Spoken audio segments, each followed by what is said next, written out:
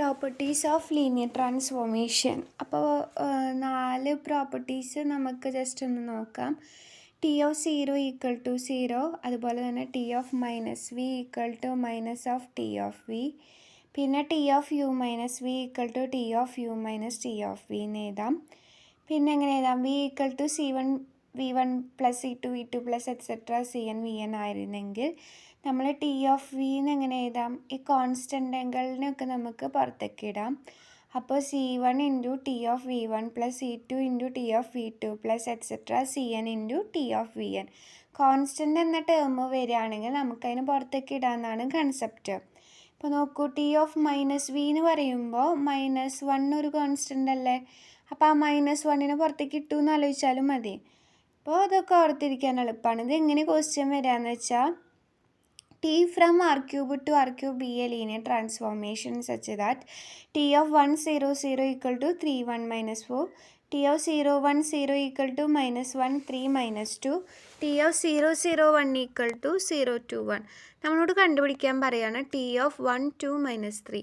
അപ്പോൾ ഇത് കണ്ടുപിടിക്കാൻ പറയുമ്പോൾ നമ്മൾ എന്താ ചെയ്യേണ്ടത് വെച്ചാൽ, ഫസ്റ്റ് ഓഫ് ഓൾ 1 2 -3ന് ആരുടെ ലീനിയർ കോമ്പിനേഷനിൽ എഴുതണം? 1 0 0ന് 0 1 0 0 0 1. അപ്പോൾ 1 2 -3ന് നമ്മൾ ഫസ്റ്റ് ഓഫ് ഓൾ ഇവരുടെ ലീനിയർ കോമ്പിനേഷനിൽ എഴുതി. എന്നിട്ട് എന്താ ചെയ്യേണ്ടത് വെച്ചാൽ, ഇതിപ്പോൾ തന്നത് സ്റ്റാൻഡേർഡ് ബേസിസ് ആണെങ്കിൽ നമുക്ക് ഒറ്റ നോട്ടത്തിൽ എന്ത് മനസ്സിലാവും? എയുടെ വാല്യൂ 1 ആണ്, ബിയുടെ വാല്യൂ 2 ആണ്, സിയുടെ വാല്യൂ -3 ആണ്. അപ്പോൾ അത് എഴുതി. അപ്പോൾ ടി കൊടുക്കുകയാണെങ്കിൽ ഞാൻ എന്ത് പറഞ്ഞിട്ടുണ്ട്? ആ കോൺസ്റ്റൻസ് ഒക്കെ എടുത്ത് പുറത്തേക്ക് ഇടാം. അപ്പോൾ ആദ്യത്തേൽ ടി ഓഫ് 1 2 -3 കൊടുക്കുമ്പോൾ എയുടെ വാല്യൂ 1 അല്ലേ കിട്ടിയത്? 1 ഇൻറ്റു ടി ഓഫ് 1 0 0, ബി ആയിട്ട് നമുക്ക് കിട്ടിയത് 2 ആണ്. അപ്പോൾ ആ 2 കോൺസ്റ്റൻ്റ് ആയതുകൊണ്ട് 2ന് പുറത്തേക്ക് ഇട്ടു. അപ്പോൾ 2 ഓഫ് ടി ഓഫ് 0 1 0. ഇനി ഇവിടെ 3 കോൺസ്റ്റൻ്റ് ആയതുകൊണ്ട് -3 കോൺസ്റ്റൻ്റ് ആയതുകൊണ്ട് അതിനും പുറത്തേക്ക് ഇട്ടു. T of 0 0 1. ഇനി നമുക്ക് നോക്കണം, ടി ഓഫ് 1 0 0ൻ്റെ വാല്യൂ എന്താ? 3 1 -4. അത് സബ്സ്റ്റിറ്റ്യൂട്ട് ചെയ്തു. നെക്സ്റ്റ് ടി ഓഫ് 0 1 0ൻ്റെ വാല്യൂ എന്താ? -1 3 -2. അതിൻ്റെ വാല്യൂ എന്താ? -1 3 -2. അതും സബ്സ്റ്റിറ്റ്യൂട്ട് ചെയ്തു. -3 ഇൻറ്റു നെക്സ്റ്റ് ടി ഓഫ് 0 0 1ൻ്റെ വാല്യൂ എന്താ കിട്ടിയേക്കുന്നത്? 0 2 1. അതും സബ്സ്റ്റിറ്റ്യൂട്ട് ചെയ്തു. അപ്പോൾ നമുക്ക് എന്ത് കിട്ടി? 3 1 -4. 2ന് ഇൻറ്റു ചെയ്യുമ്പോൾ -2 6 -4. ഇനി -3നെ ഉള്ളിലേക്ക് ഇൻറ്റു ചെയ്യുമ്പോൾ പ്ലസ് 0 -6 1. അപ്പോൾ ഇതിങ്ങനെ ഓരോ കോർഡിനേറ്റും ആഡ് ചെയ്യുമ്പോൾ നമുക്ക് എന്ത് വരും? 3 -2, ഇവിടെ 0. അടുത്ത സെക്കൻഡ് കോർഡിനേറ്റ് ഇവിടെ 1, ഇവിടെ +6, ഇവിടെ -6.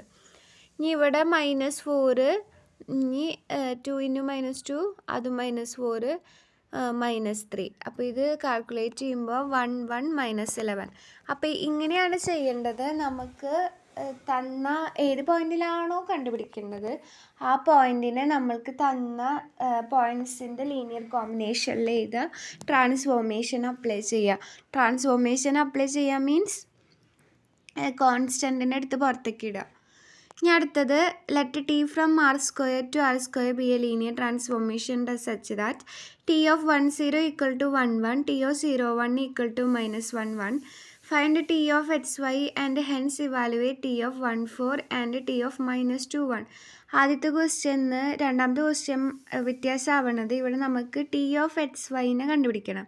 ടി ഓഫ് XYനെ കണ്ടുപിടിക്കാൻ എന്ത് ചെയ്യണം? XY ഒരു പോയിൻ്റാണെന്ന് മനസ്സിൽ വിചാരിക്കുക. അപ്പോൾ ഫസ്റ്റ് XYനെ ലീനിയർ കോമ്പിനേഷൻ ഓഫ് 1 0യും 0 1ഉം എഴുതി.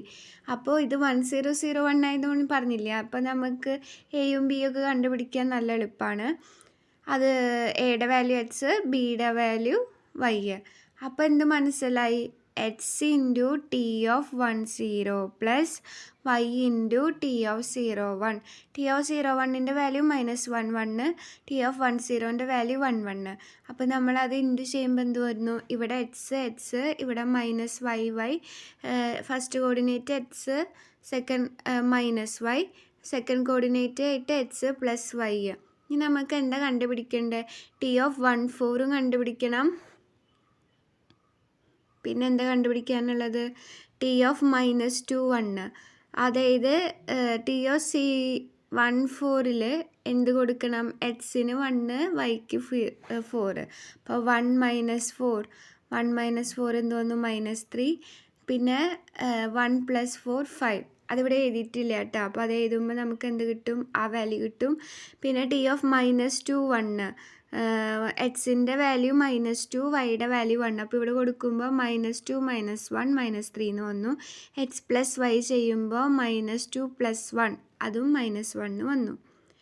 ഇനി അടുത്ത question, T(r² to r² be a linear transformation such that T(1)2 = 1 0, T(-1) 1 = 0 1. അപ്പോൾ ഫൈൻഡ് T(xy). ഇവിടെ നമ്മൾ എന്ത് പറഞ്ഞിട്ടുണ്ട്? ഇങ്ങനെ XY കണ്ടുപിടിച്ചിട്ട് പിന്നെയാണ് നമ്മളോട് T(2) 0 കണ്ടുപിടിക്കാൻ പറഞ്ഞിട്ടുള്ളത്. അപ്പോൾ നമ്മൾ അങ്ങനത്തെ ചെയ്യാൻ വേണ്ടിയിട്ട് എന്ത് ചെയ്തു? XYനെ ഡൊമെയിന് തന്നിട്ടുള്ള ഡൊമെയിനുകളുടെ ലീനിയർ കോമ്പിനേഷനിൽ എഴുതണം. XY = A × 1 2 + B × -1 1 എന്ന് കിട്ടി. അപ്പോൾ നമുക്ക് എന്ത് എഴുതാം? XY = A - B. അടുത്ത കോർഡിനേറ്റ് 2A + B എന്ന് കിട്ടി. അപ്പോൾ A - B = X, 2A + B = Y. നമ്മുടെ എയിം എന്താ? എനെയും ബിനെയും എക്സിൻ്റെയും വൈൻ്റെ ടേംസിൽ എഴുതണം. അപ്പോൾ ഇവിടെ നേരത്തെ 1 0 0 1 ആയതുകൊണ്ട് കാര്യങ്ങൾ നല്ല എളുപ്പമായിരുന്നു. പക്ഷേ ഇവിടെ അങ്ങനെയല്ല. അപ്പോൾ നമുക്കിത് കണ്ടുപിടിക്കുക വേണം. നമ്മളെന്ത് ചെയ്തു? ഗോസ് എലിമിനേഷനൊക്കെ ചെയ്യണ പോലെ മെട്രിക്സിനെ കൺസ്ട്രക്റ്റ് ചെയ്തു. AB എന്ന് പറഞ്ഞിട്ട് എന്താ മെട്രിക്സ് എഴുതുമ്പോൾ എൻ്റെ കോഎഫിഷ്യൻറ്റ് 1, ബീൻ്റെ കോഎഫിഷ്യൻറ്റ് -1, എക്സ്. അടുത്തത് ഇങ്ങനെ ലൈൻ വരയ്ക്കണ്ട കേട്ടോ. പിന്നെ 2A + B. അപ്പോൾ എയുടെ കോഎഫിഷ്യൻറ്റ് 2, ബിയുടെ കോഎഫിഷ്യൻറ്റ് 1, y എന്ന് എഴുതി. ഇനി നമ്മൾ എന്താ ചെയ്യേണ്ടത്? ഈ 2നെ 0 ആക്കലാണ് അടുത്ത എയിം. അപ്പോൾ 2നെ 0 ആക്കാൻ വേണ്ടി എന്ത് ഇക്വേഷൻ എഴുതുക? R2 changes to R2 - 2R1. അത് മൊത്തം റോയിൽ അപ്ലൈ ചെയ്തു. അപ്പോൾ ഇത് 0 കിട്ടി. 1 - 2 × -1, അതിൻ്റെ വാല്യൂ ഉണ്ട് 3, y - 2x എന്ന് കിട്ടി. ഇപ്പോൾ നമുക്ക് കിട്ടിയത് 3B = y - 2x. അങ്ങനെയാണെങ്കിൽ ബിയുടെ വാല്യൂ y - 2x/3. അടുത്തത് നമുക്കുള്ളത് A - B = x. അപ്പോൾ A = x + B. ബിയുടെ വാല്യൂ എന്താ? y - 2x/3. അപ്പോൾ ഇത് നമ്മൾ ക്രോസ് ചെയ്യുമ്പോൾ 3x + y - 2x/3 എന്ന് വരും. അപ്പോൾ 3x - 2x എന്ത് വരും? x + y/3 എന്ന് വന്നു. അപ്പോൾ നമ്മൾ ഇത് എഴുതുമ്പോൾ എന്ത് വരും? XY = x + y/3 1 2 + y - 2x/3 -1 1. അപ്പോൾ XYനെ നമ്മൾ ലീനിയർ കോമ്പിനേഷനിൽ എഴുതി. അതായത് ഇവിടുത്തെ എയ്ക്കും ബിക്കും വാല്യൂ കൊടുത്തു. ഇനി നമ്മൾ ട്രാൻസ്ഫോർമേഷൻ അപ്ലൈ ചെയ്യാണ്. T(xy) = x + y/3. അതാണല്ലോ നമ്മുടെ കോൺസ്റ്റൻറ്റ്. നമ്മളുടെ എൻ്റെയും ബീൻ്റെ വാല്യൂ ആണ് x + y/3 y - 2x/3. അതിനെടുത്ത് പുറത്തേക്ക് ഇട്ടു. T(1)2 + ഇനി എന്ത് വന്നു? y - 2x/3 T(-1 1). ഇനി എന്താ ചെയ്യേണ്ടത്? T(1)2ൻ്റെ വാല്യൂ കൊടുക്കുക. 1 2ൻ്റെ വാല്യൂ 1 0 ആണ്. അതേപോലെ തന്നെ T(-1 1ൻ്റെ വാല്യൂ 0 1 ആണ്. അത് നമ്മൾ കൊടുത്തു. അപ്പോൾ എന്ത് കിട്ടി? x + y/3 എന്ന് കിട്ടി. 0 കിട്ടി. നെക്സ്റ്റ് 0 കിട്ടി. y - 2x/3. ഇതാണ് നമ്മുടെ ട്രാൻസ്ഫോർമേഷൻ.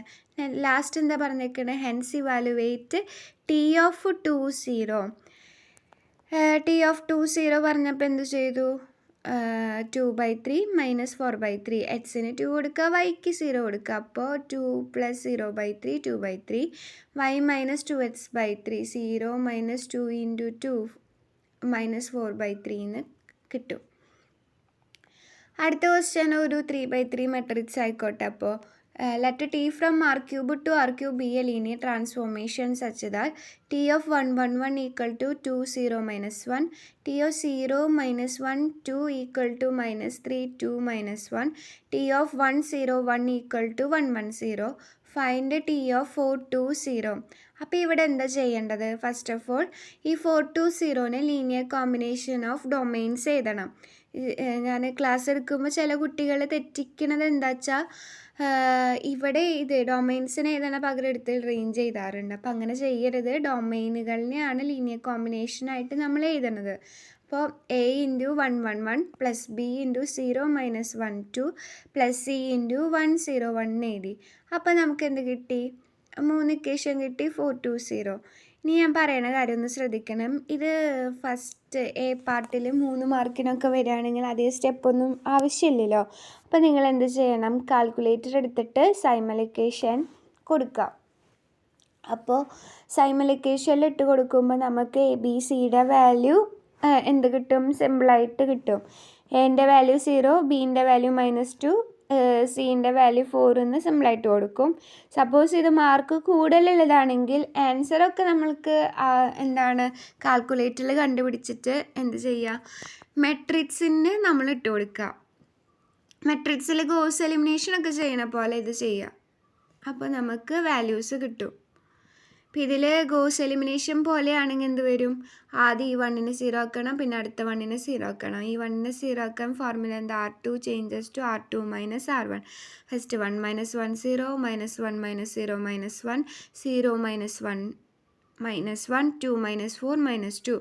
അടുത്തത് ഈ 1നെ 0 ആക്കല.